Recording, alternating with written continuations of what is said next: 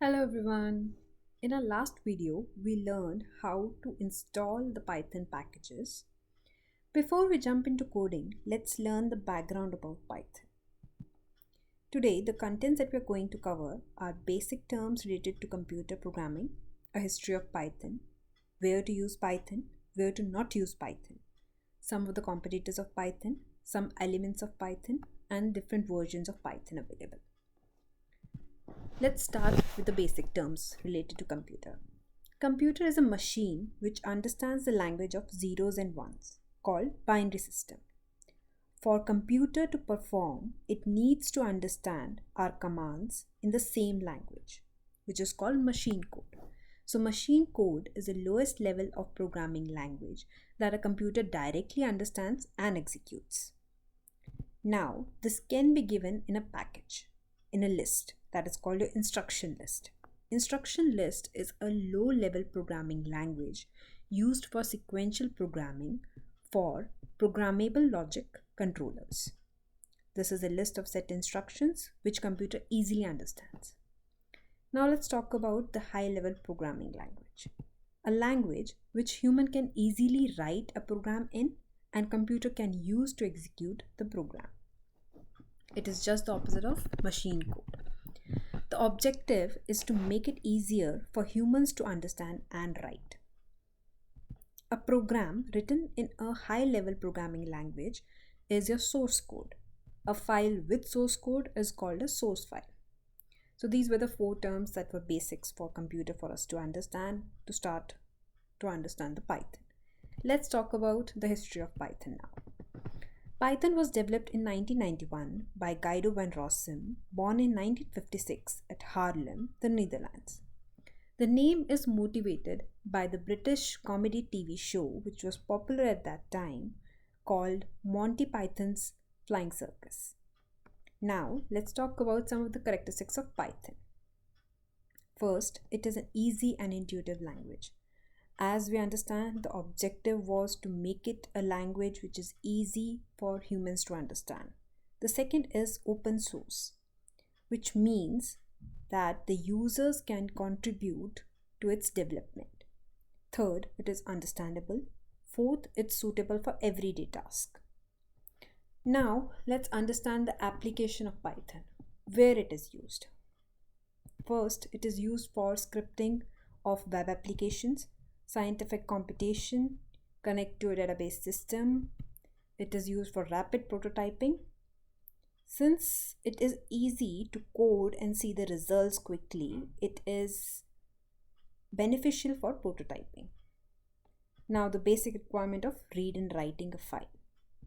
Now let's understand where not to use Python. Since we understood that Python is a high-level programming language, so do not use when you want to do a low-level programming. Secondly, if you are planning to develop an application for mobile devices, Python is not a good choice. Now let's learn about the Python competitors. We are going to talk about two major competitors for Python, Perl and Ruby, similarities between both of this language with Python and how they are different from Python. First, Perl. It was originally developed in 1987 by Larry Wall. Python and Perl are both interpreted high-level programming languages, but they differ in their design philosophies. Python is known for its clean and readable syntax, making it easy for beginners. In contrast, Perl has a syntax similar to C language, which is considered more complex for beginners. Hence, we understand that Python is good for beginners, whereas Perl becomes a little complex for beginners.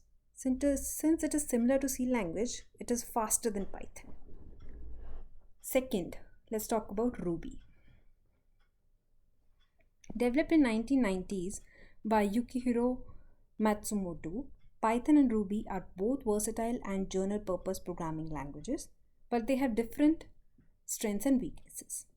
Python is known for its readability and ease of use, making it popular for beginners. Ruby is known for its flexibility and expressiveness, particularly with Rails framework for web development. So, Ruby becomes slower than Python for computationally intensive tasks. Now let's talk about the basic elements of Python. So the basic elements of Python, three basic elements of Python that we do want to talk about are editor, console, and debugger. You have a screenshot shared here where on the leftmost side you are seeing the command written print hello world. This is your editor. So editor is where you write your code. Okay. Then console is the bottom right side. You have a console window where you execute the code and has the flexibility to force stop it. Then we have third, the debugger. If you want to run step by step and to inspect the code, then we use the debugger. Now, how do we save a Python file? So it is saved with an extension of .py, whereas like you have your Excel files which are saved with .xlsp, .csv, .xlsx, and your images, JPEG, your PNG files. Similarly, this is saved with an extension of .py. Now let's talk about different versions of Python available. So we have Python 2 and Python 3, Python 3 being the latest one. The good feature of a Python 3 is it is backward compatible. What it means is if you have an existing code and you are editing and just writing a new part to it, it can still be written and used because Python 3 is compatible with Python 2. As I mentioned, it is an open source language, so users can contribute to its development. So it is still evolving and different versions are being created of Python.